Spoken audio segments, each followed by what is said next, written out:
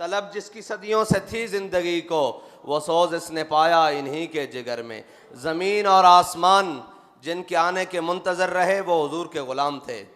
वो हुजूर के वो ग़ुलाम थे कि जब मेरे आका और मौला ने ओहद के मकाम पर तलवार बुलंद की ना, तो मेरे आका और मौला ने फरमाया, कौन है जो इसका हक अदा करेगा। बहुत सारे सहाबा आगे आए, किसी ने ये नहीं पूछा कि या रसूलल्लाह इसका हक क्या है। हज़रत अबू दुजाना आगे आए, पूछा या रसूलल्लाह इसका हक क्या है। फरमाया इसका पहला हक तो यह है कि ये इतनी चले कि टेढ़ी हो जाए, और दूसरा हक यह है कि ये किसी मजलूम पर ना चले, किसी बच्चे पर ना चले, किसी औरत पर ना चले। तो जब हज़रत अबू दुजाना को वह तलवार मिली ना, तो वही तलवार मुंतज़िर है किसी ये एटमी ताकत रखने वाले मुसलमान के कि कोई अबू दुजाना के ग़ुलाम को मिल जाए, ये ताकतें मिल जाएं, ये हुकूमतें मिल जाएं, फिर हम हुजूर के दुश्मनों को बताएं कि बात होती कैसे है। वो जो बक्से में बंद पड़े हैं ना, वो खालिद टैंक हो या दरार टैंक हो, वो भी मुंतज़र हैं कि कब खालिद के ग़ुलामों ने मुझे आकर हाथों में लेना है।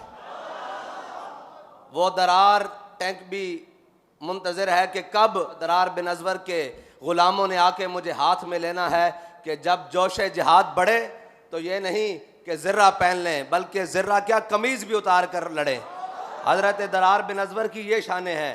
आप जब जोश जिहाद में ज़्यादा जज्बे में आते थे ना, तो पता है ना आपको जिहाद के अंदर ज़र्रा पहनी जाती है अपनी हिफाजत के लिए, लेकिन हज़रत दरार बिन अज़वर तो ऊपर से कमीज़ भी उतार देते थे शहादत के नशे में। तो रूमी कहते थे भाई ये इंसान नहीं है, ये कोई और मखलूक है जो हमसे लड़ने के लिए आ गया। लोग तो ज़रा बख्तर बंद होकर और ज़रा बंद होकर हमारे खिलाफ आते हैं, ये तो बरहना होकर हमारे खिलाफ लड़ने आता है। इन्हीं के लिए तो इकबाल ने कहा था, ज़मीन और आसमान मुंतज़र रहे कि वो हुजूर के ग़ुलाम कब आएंगे जो 60,000 के लश्कर में 60 दाखिल हो जाएंगे।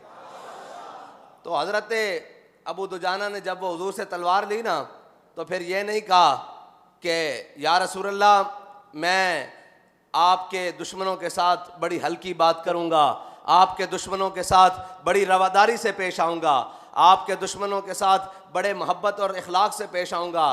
फरमाया नहीं, जब हुजूर से तलवार ली तो ऐसे पहलवानों की तरह चले। बाबा जी फरमाते थे पहलवानों की तरह चले। आज भी उस अंदाज की ज़रूरत है उम्मत मुस्लिमा को। कोई हज़रत अबू दुजाना के ग़ुलाम की ज़रूरत है जो आलम कुफ्र के सामने ऐसे पहलवाना चाल चल के बताए कि हुजूर के ग़ुलाम सारी बातें बर्दाश्त कर सकते हैं, अपने आका और मौला की इज़्ज़त पर एक हर्फ बर्दाश्त नहीं कर सकते।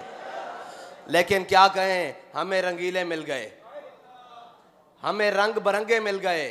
कुछ कहते हैं कि ख़तों से हमारी हुकूमतें गिर गईं, और कुछ ख़त लिख रहे हैं कि हमारे ख़िलाफ़ नामूस रिसालत के FIR हो गई है। मैंने कहा अभी प्रोसेस में है, वो आएगी होगी, फिर साबित होगा कौन कितना बड़ा मुजरिम है। तुमने तो हम पर गोलियां बरसाई हैं, हमने तो किसी बैनुल अक़वामी ताकत को, किसी गैर मुल्की ताकत को आवाज़ नहीं दी। देखो हमारे ऊपर क्या जुल्म हो रहा है। हमने कहा ये मुल्क भी हमारा है, हम इसमें हर जख्म भी बर्दाश्त करेंगे, हर तीर और तलवार और नेज़ा और जनाब गोली बर्दाश्त करेंगे, अपना जिस्म छिदवा लेंगे, लेकिन इस मुल्क की इज्जत पर आंच नहीं आने देंगे। अभी तो एक कागज़ तुम्हारे खिलाफ रंगीन हुआ है, एक कागज़। अभी तो दफ्तर के दफ्तर तुम्हारे खिलाफ रंगीन होने हैं, अभी तो पलंदे के पलंदे तुम्हारे खिलाफ तैयार हैं, अभी तो वो उन शुहदा के कोरे खूनों का हिसाब तुमसे लिया जाना बाकी है। अभी बहुत सारे हिसाब तुमसे बाकी हैं, और ये जो आकर तख्त नशीन हो गए हैं, इनसे तो पुराने हमारे हिसाब है ना, बहुत पुराने अभी इनसे हिसाब हैं। और इनको आते साथ हुजूर के दुश्मनों के साथ काम करने की दिलचस्पी है। मैंने कहा अभी मैदान लगेगा, तुम्हें बताएंगे कि कौन किसका साथ है। लेकिन अगर कौम ने कोई दम खम हुआ, तो अगर कौम ने हुजूर की ग़ुलामी का दम भरा, तो अगर कौम ने इन सब अग़यार के दामन छुड़ाकर हुजूर का दामन पकड़ने की तहैया कर लिया, तो मुमकिन है। वरना यही होता रहेगा, कोई बल्ला आया, कोई तीर आया, कोई शेर आया, यही होता रहेगा। लेकिन अगर कौम ने ये फैसला कर लिया कि ना अब बल्ला आया, ना अब तीर आया, अब मोहम्मद अरबी सल्लल्लाहु अलैहि वसल्लम का दीन आया, तो फिर याद रखना अल्लाह ताला कभी इखलास के साथ की हुई मेहनत को रायगा नहीं।